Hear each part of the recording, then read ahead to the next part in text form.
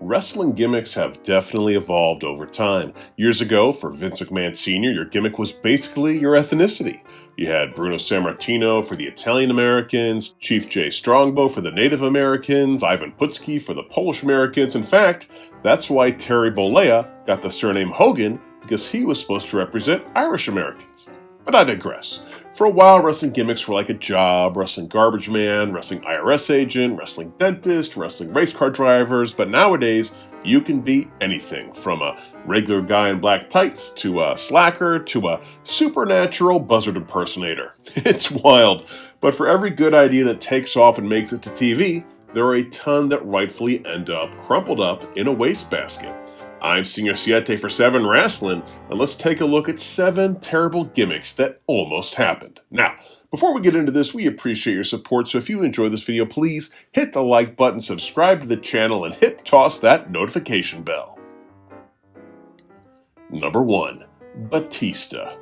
We're starting this list off with a horrific one.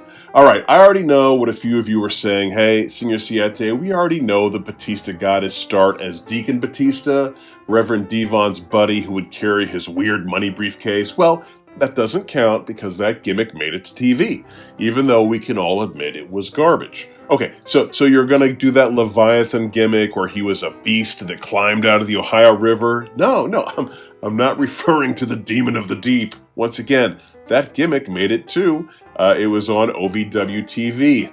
Wow, what a crap sandwich they fed that poor guy before he joined Evolution. No.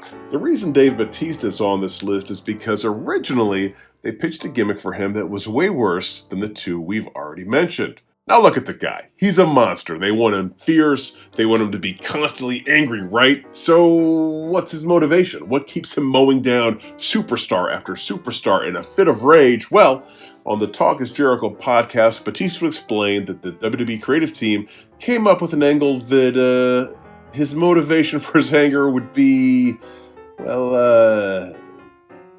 yeah. The thought behind this was that he would have this deep hatred in his heart because he grew up without a father and because of what happened to his mother. Yikes. Yeah, he was better off as a deacon. Oh well, at least it can't possibly get more offensive than that. Number 2. Heidenreich. Oh, maybe it can get more offensive. Heidenreich was an interesting footnote in WWE history. He was a big hulking bruiser who burst onto the scene claiming that he was being controlled by creepy little Johnny, unlike the rest of the roster who was controlled by creepy big Johnny, also not to be confused with little Jimmy, who was R-Truth's invisible friend. Wrestling is not always awesome. Anyhow, little Johnny was never revealed because somebody backstage came to their senses, but know that little Johnny was supposed to be a doll who represented Heidenreich's inner child, who held resentment over Heidenreich being born in a charity hospital. Yes, really. And that wasn't the worst thing Heidenreich had to deal with, as we also got the segment where he kidnapped Michael Cole, locked him in a bathroom, and seemingly thrust into him several times. But gratefully, the worst was left in a creative meeting, that being a pitch that seemed to take a page from SNL's old unfrozen caveman lawyer bit. Oh, Phil Hartman. He was special.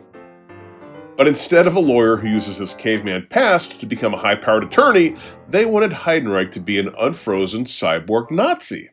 Former WWE writer Dan Madigan apparently pitched the idea for a character named Baron von Bava, who had been cryogenically frozen toward the tail end of World War II. That's bad, right? You can tell it's bad. Want to hear it get worse? Hold on to your butts. Part of this pitch that included a red armband and goose-stepping to the ring was that Baron von Bava would be managed by Paul Heyman. You know, the same Paul Heyman whose mother was a Holocaust survivor. Now, we're all probably on the same page that Vince McMahon is a real piece of work, to put it lightly, but even he was so shocked by this pitch that he left the room speechless and didn't return for the rest of the day. Wow. Dan Madigan, when you've shocked Vince, you have really accomplished something. Number 3, Kenzo Suzuki. And that wouldn't be the last time Dan Madigan would pitch a horrific gimmick for a debuting talent, and this time it actually got to the promo video stage, before everyone came to their senses. In early 2004, a package started airing for a mysterious new talent. It started off with snippets from FDR's speech about the bombing of Pearl Harbor. From there, it fast forwards a bit to the US dropping atomic bombs on the Japanese cities of Hiroshima and Nagasaki. These bombings resulted in widespread destruction and loss of life, ultimately contributing to Japan's surrender at the end of World War II. Now you're wondering, what does this have to do with a wrestling show some 60 years later? Well, according to the promo, 2 generations later, a new leader has emerged to regain his honor, and his name, apparently, is Hirohito. So the idea was that Kenzo Suzuki would be playing Hirohito, the grandson of Michinomiya Hirohito, who ruled over Japan during World War II. He would be coming to World Wrestling Entertainment to get revenge on Americans for the bombing of Hiroshima and Nagasaki. Wow, beating up on American wrestlers doesn't seem like an even trade after the destruction of 2 entire cities, but hey, you do you. The fact that this got to the video stage is in itself amazingly stupid. Anyhow, the story goes that Suzuki and his wife managed to convince the WWE higher-ups that this was a horrible idea, that Hirohito was not beloved by the Japanese people, and they faced a huge backlash if they went forward with this gimmick. Well, good on them, because cooler heads prevailed, and he debuted as Kenzo Suzuki, the Japanese wrestler who just wrestles. And I'm pleased to announce that this is the last World War II-centric entry on this list.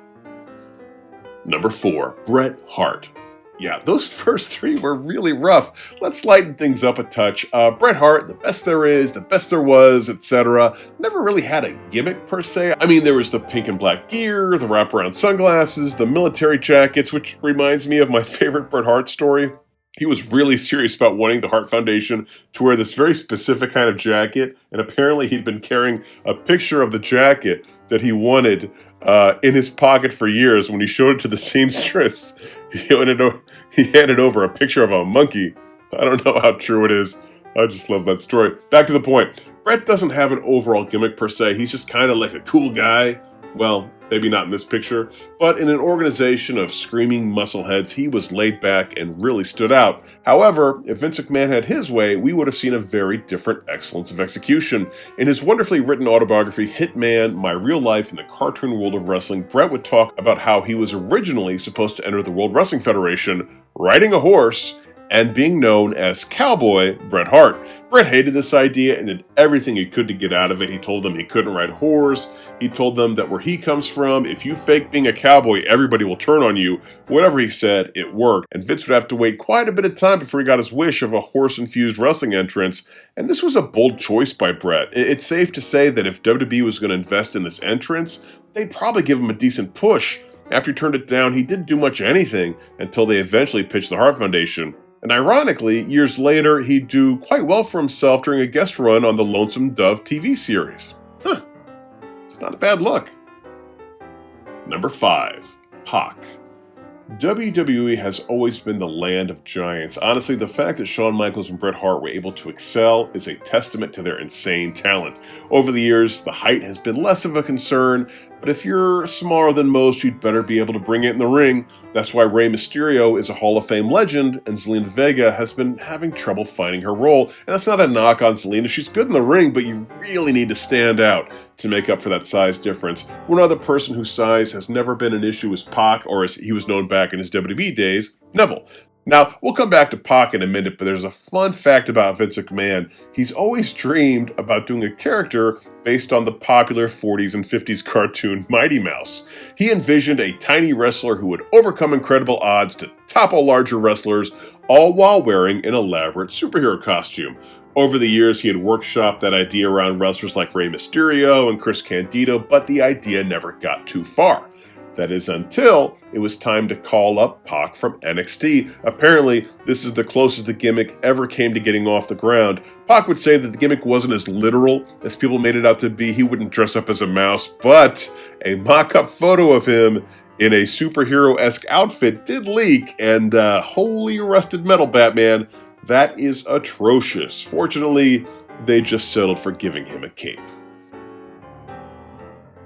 Number 6, AJ Lee and Dean Ambrose.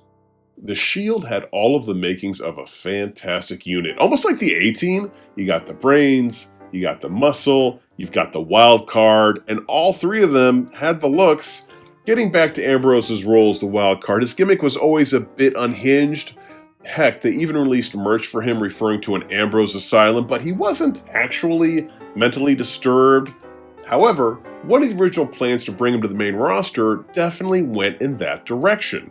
Now, if you remember in the summer of 2012, AJ Lee had gotten incredibly popular. She was in the center of a storyline that included the World Championship, Daniel Bryan, CM Punk, Kane, and part of AJ's gimmick was that she was eccentric and would fly off the handle if people called her crazy. Now, one part of this angle involved Daniel Bryan and AJ Lee getting married, with the twist being that Daniel was doing it to give him the legal leverage so he could have AJ committed and have her undergo a psych evaluation. But that didn't happen. Instead, AJ accepted Vince McMahon's proposal to become the new GM of Monday Night Raw. However, if former creative team member Kevin Eck had his way, things would have turned out very differently.